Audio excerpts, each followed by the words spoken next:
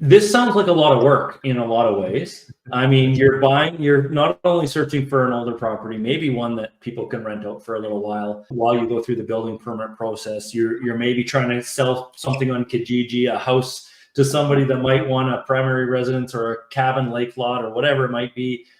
Then you're going through the design process, and then you're going through the construction process. And then, Brian, I want to know, is it worth it? That's a good question, and that's a question that everyone needs to ask themselves.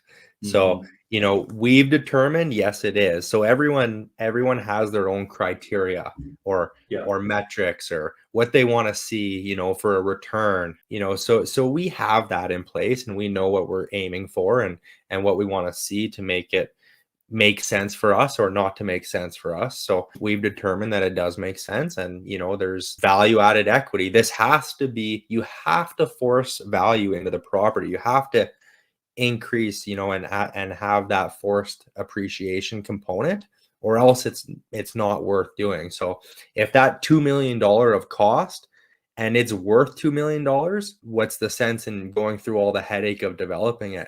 You might as well go and buy it retail, turnkey off MLS and not benefit of all the work involved to capture that forced equity. When you're forcing, I mean, there's got to be a percentage or a certain dollar value that you need to ask yourself, what makes it worth it? That if you're going to spend $2 million to do something, what's that value got to be to make it worth it? So at the end of the day, when we look at this investment, and just to stick to the numbers here to clarify for my mind, I've got at the end of the day, with this $2 million cost to build, I have $100,000 in. I have $100,000 into this whole project, roughly. Let's say maybe it's a little more than that. But I have $100,000 in. What do I have at the end of 18 months, or let's say 2 years go by, as far as equity, or as far as what am I going to cash flow every month now that it's all rented out? What do I get at the end of the day after 2 years of this with my $100,000? So you get, of course you get that value added equity that we talked about. That's on day one. On day one of completion, and when those tenants, when the units are filled, you have a fully optimized building. All the big ticket items are taken care of. It's a brand new construction, a brand new build. You can sleep good at night knowing that you're not going to have to replace a roof or replace any of the mechanical components. So the big ticket items are taken care of. So essentially, on the operations side, in theory, the repairs and maintenance are going to be a lot lower, and it's going to be a smooth operating property for years to come.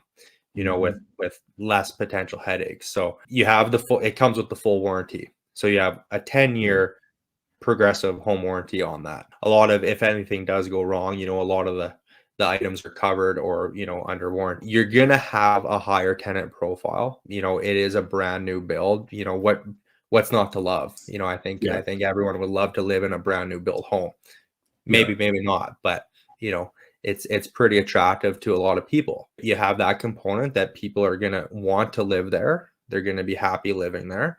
They're going to feel good living there, that it's, they're a newly built home. So they're hopefully going to stay longer, and if you treat them well, they should, in theory. Cash flow side of things, financial or the investment performance of it. Yeah, you get all the same components of real estate. You have mortgage pay down, you have, over the long-term value appreciation. And yes, you do have cash flow. The fourth one is that value-added equity through developing. Going forward, they do cover themselves. They cash flow, relatively low maintenance, and love it.